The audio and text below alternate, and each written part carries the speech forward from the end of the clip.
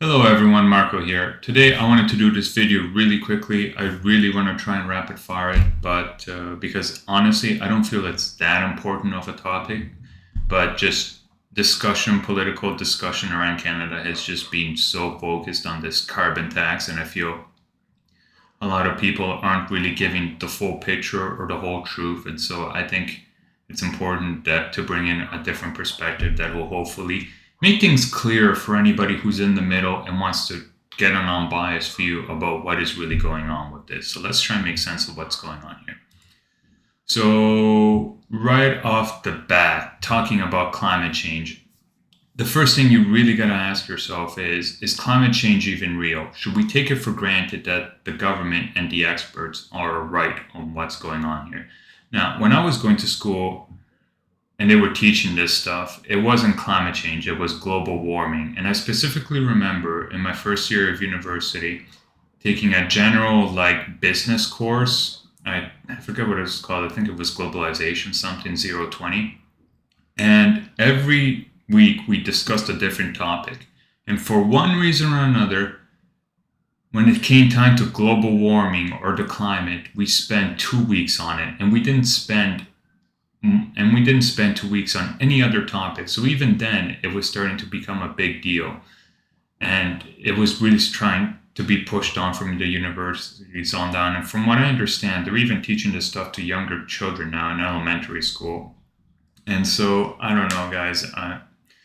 I'm skeptical on it for various reasons. Number one, so many of these experts and so-called higher powers in government have been wrong about so many things in the last decades. I mean, the latest one being this COVID-19.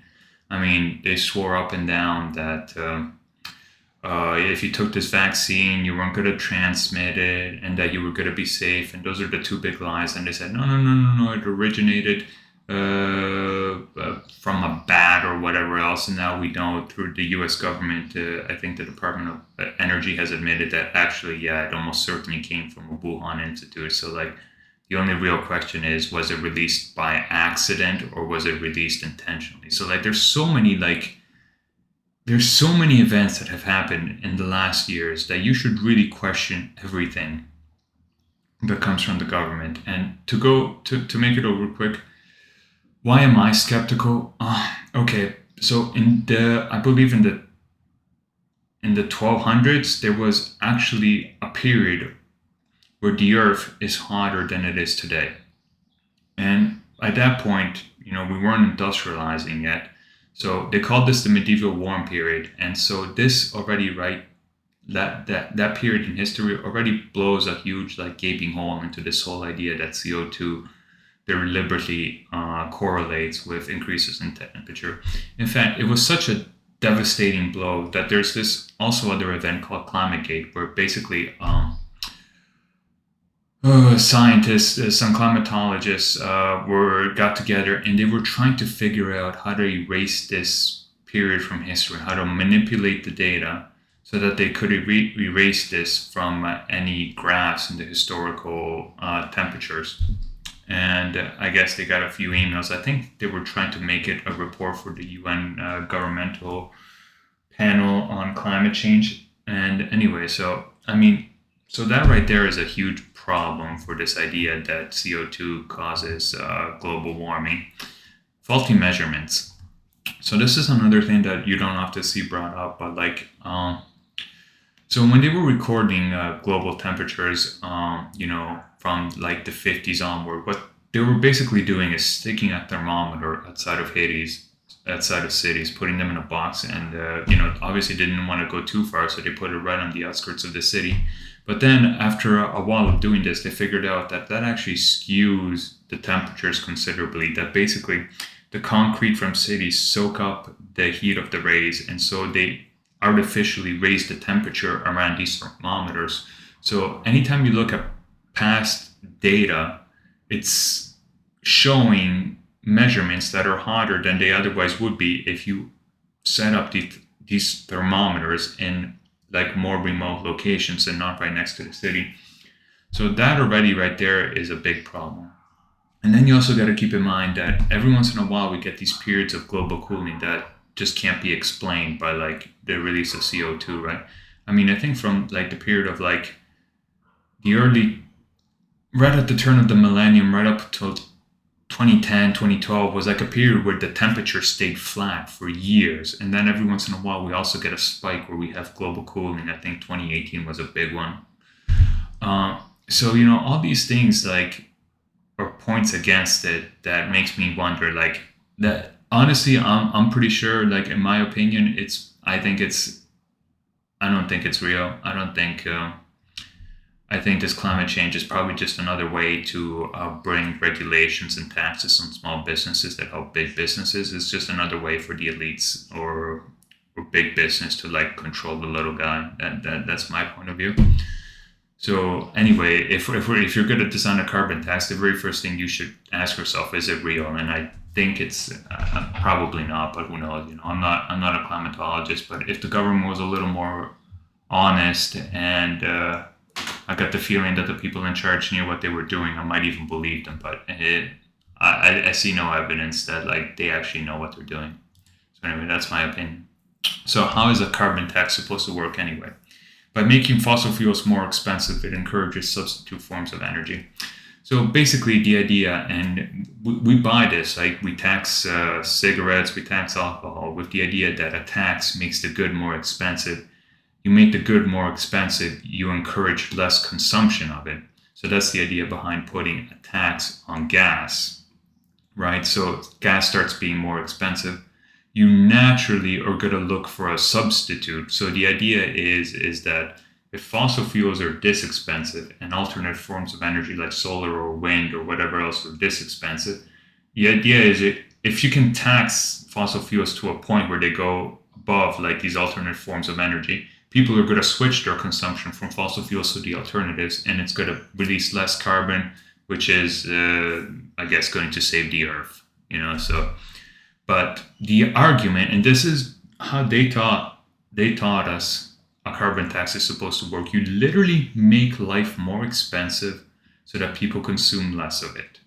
That is literally the argument. But now I'm seeing arguments that actually, like the carbon tax, and I see this from the liberal government apparatus and all their lackeys in the media and social media and whatever not, lap it up and they go, yeah, actually, that's not how a carbon tax works anymore. Actually, by taxing you, I give you more money back. And so you're actually better off. So, like, if anything, you should be asking me to raise the taxes even more, because the more you pay in tax, the better it is for you. So, I don't know. That's the kind of like, obviously, I'm being a little facetious, but that honestly seems to be the argument that a lot of people are making out there, which is just bizarre, because when we were first talking about how to deal with climate change and whatnot, like 10, 15 years ago, we both left and right understood. And like there were a lot of people on the right that were arguing for a carbon tax, including, I guess, Stephen Harper, argued for it. And we all understood that it was to make things more expensive. Anywhere near. Okay, so the issue is that right now, fossil fuels are over here and alternative energy over here. Fossil fuels are so much cheaper than alternate forms of energy that even if you tax fossil fuels, like you bring them up over here, but they're still so much cheaper than renewable energy.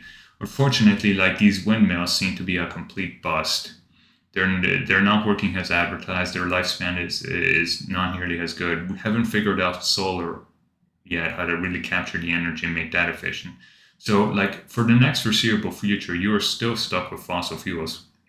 And like, like if you have to get to work and your work is like 20 or 30 minutes away, like if you got like public transportation near you, great. But if you don't, no matter how much you raise the cost of gasoline, people are still going to have to fill up their tanks. So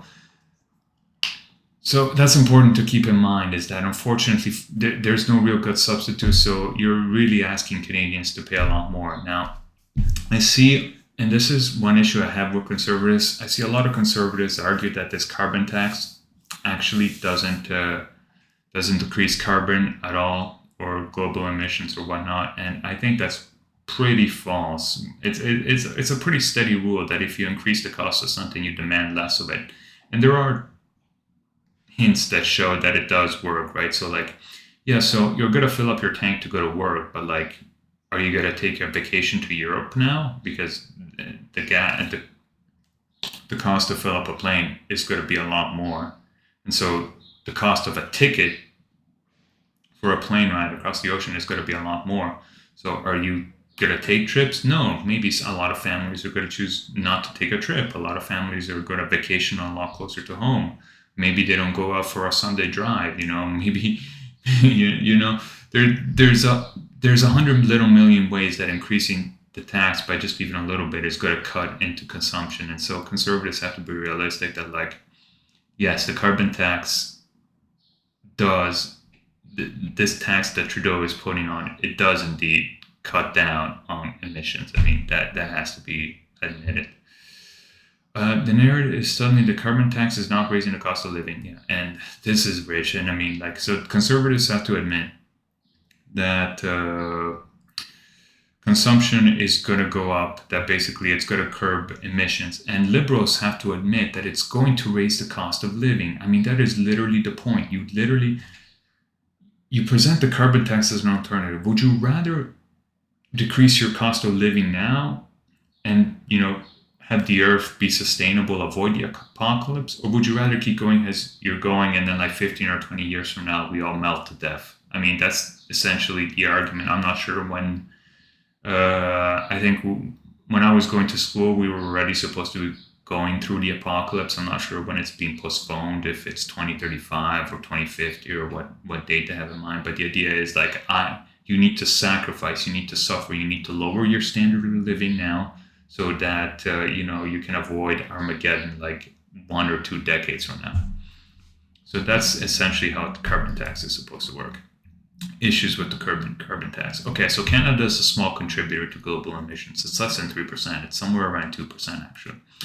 So, like, what does it matter if Canada curbs its emissions by even a little bit?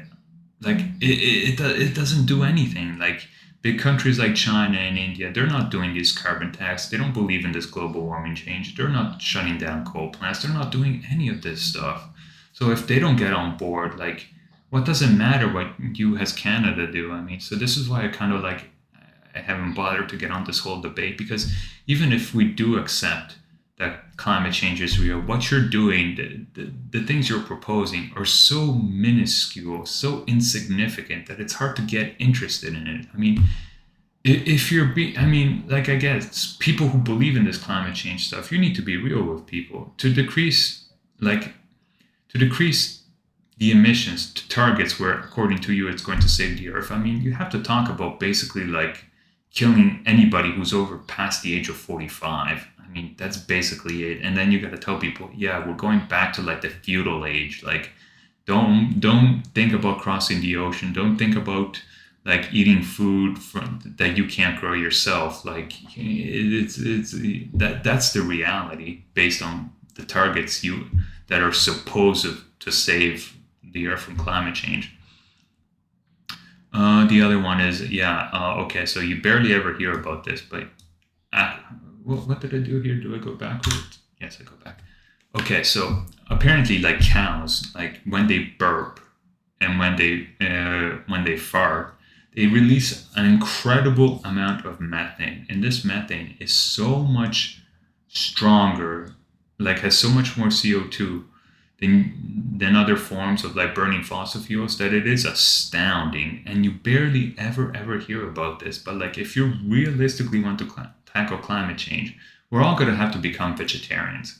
But of course, that would upset the agricultural lobby. And to tell you the truth, good for them. They seem to be well organized in Canada. I mean, I don't think it's even like 3 or 4% of the economy, but like they have a lot of pull. They get what they want. And talking about like, putting a tax on farmers who have cows, or like talking about culling their cows, which like I think like 1 or 2 years ago they killed off 100,000 cattle like in Ireland because they wanted to get serious about climate change. So anyway, so this is one, like, from what I understand, this carbon tax doesn't deal at all with these methane related emissions from cows. So like, if you're not discussing that, then you're not really tackling the problem either way. Which is, again, why I just really can't get serious about this carbon tax. Okay, so let's talk about the fiscal impact. Okay, I'm blocking a lot of numbers here, I think, but it doesn't matter. We're going to be looking at the main one. So this is the latest report from the Parliamentary Budget Office that seeks to look at the impact of Justin Trudeau's carbon tax, and it takes the rebates into account. So over here, you see the first thing is climate in action incentive payments. So the first quintile is like the poorest people. This is for Prince Edward Island, and the fifth quintile is the richest people. So we're gonna take the third quintile as like the middle class, and the net cost looks the direct and indirect costs of this carbon tax minus the rebates, the often talked about rebates. And so by indirect costs, we mean, okay, so like fuel is getting taxed, it's going to affect the GST. And then by these fiscal impacts, I read the notes, it does take into account like the increase in consumer goods. So like the grocery store, the final goods, as the tax travels, it travels from producers, goes all the way down to various enterprises and finally to the consumers. And as you can see here, when it's negative, it means people are winning out. It means the rebate is bigger than the cost. So you can see that just about everybody is winning out from 2023, and I think the final column here is 2030, 32 or whatever. You can see that just about every quintile is winning out, except the richest of the rich. They're going to be paying a couple of $100 extra a year. So it is true that directly, I guess it is a redistribution scheme, and that you're taking money from the richest and like giving away to like the middle class. Although when I look at here, like it seems to be you're giving a lot more. So you're taxing some other place. You're getting revenue from other means, whether it's the income tax or the business tax, and giving it to these people. So it's a bit weird, but yeah, you will be making more money. But what is really interesting is there's not just the fiscal impacts cost, there's also the economic impacts cost. So what this is that if you raise the tax on energy, it's going to lower business investment. It's going to leave less money in the hands of producers. And there's a consequences to that. If producers have less money in their businesses, they have less money to spend on capital. Less capital means less productive efficiencies. So anytime they employ labor, it's not going to be as productive as it otherwise would have been. And that's going to be a cost. There's going to be a cost to lost wages and lost future jobs. And when you take into account those economic differences effects, you see that the third quintile, fourth and fifth are all paying actually quite a bit more, right? Like the fifth quintile just explodes because I guess it takes into account investment income, and that has a big impact on them. You can see it's like 3-4K, but like the third quintile is going to have to pay like, for 2023, 2024, like 300 extra bucks, and then it goes up from there. Okay, so we'll go to the final slide, and in conclusion. So if we could wrap this up, my number one point would be to the left or the liberals or to people like Bevan Baker in the legislature is just be honest with people. The middle class is going to have to suffer a little bit more because of this tax. I think it's clear that this Parliamentary Budget Office report makes it pretty clear that they're going to have to cough up a couple hundred extra bucks every year because of this tax. And is that groundbreaking? Is it going to like really shatter them? No, it's not. But the thing is, you take this tax with other taxes and, the way the Bank of Canada is printing money to finance Trudeau's deficits, you take that all into account and it's just crushing. It's crushing these people. This is why people are so anxious. They've lost hope. This is why they're so pissed, because they know they're being screwed over. Maybe they can't articulate it quite very well, but they see the rich getting richer while they keep getting screwed. And this tax is just one other nail in their coffin that's just being drilled into them. So I think you should just be honest and be like, it sounds like you truly people like on the left truly believe in climate change, and you just be honest with them and tell them, hey, like this is what you're gonna have to do if you want to stop climate change, man. Yeah, just a little honesty, guys. Carbon and yeah, for conservatives, it's like, look, man. Even for Pierre Polyev, look, would I make would I focus so much on the carbon tax? No, I wouldn't, because like I said, it's only a couple of $100 at the end of the day, and there's a lot bigger fish to fry. But I guess it's easy. It's an easy thing to go after because you're literally taxing people almost pretty much for breathing. Like even we expel like CO2 when we breathe. So like it's just funny. Like it's good political theater, but like realistically, if we want to be serious about the cost of living, you're gonna have to cut government spending a lot more. But unfortunately, I don't think Canada is anywhere close to solving that problem because when I look at PEI, like government spending is clearly a contributor. But when I look at the average voter, how do they think about solving the cost of living crisis? By spending more money. They want the government to spend even more money, so which is why, honestly, the West is finished and Canada's finished also. When I look at it from a big point of view, just like it's finished. Like you're so far away from the things you need to do to set the ship right that like I don't think Pierre is gonna fit. He's not gonna be able to fix it. I think it's too far gone. Okay, but like to wrap it up here, if you believe in climate change, geez, no, it's not over. Yeah, guys, a lot of even conservatives believe in climate change. If you believe in climate change, like this tax is not a bad way to go, guys. Like, what do you think? If you're gonna fight climate change or whatever, not like expelling CO2 in the atmosphere is how we enjoy the standard of living that we enjoy today. It's because we expel an awful lot of CO2, and so taxing it is only logical if you want to stop this climate change, if you believe in it. I mean, if you don't want to go with a tax, what are you going to go for? You're going to go for either subsidizing alternate forms of energy. You're going to go for regulating how much carbon you're going to be able to expel. You're either going to go one of those two routes or a cap and trade. So you got three other options that you can go with. If you go with any of those three other options, you are going to raise the cost of living yourself. The only way there is no way to square you believing in climate change and being against this carbon tax. If like you believe in climate change, you should theoretically do something. And at the end of the day, that is going to involve making people poorer. There is no way to escape it. Which, you know what? If I believed in climate change, I would be on board with that. I'd be like, hey, look, do you either want to sacrifice a little now, have your standard of living go down, or would you rather like be dead like 20 or 30 years from now? I think people will be like, yeah, I'm willing to make some sacrifices. But the reason why people are pissed off is that they correctly figured out, hey, I'm the only one being asked to make sacrifices.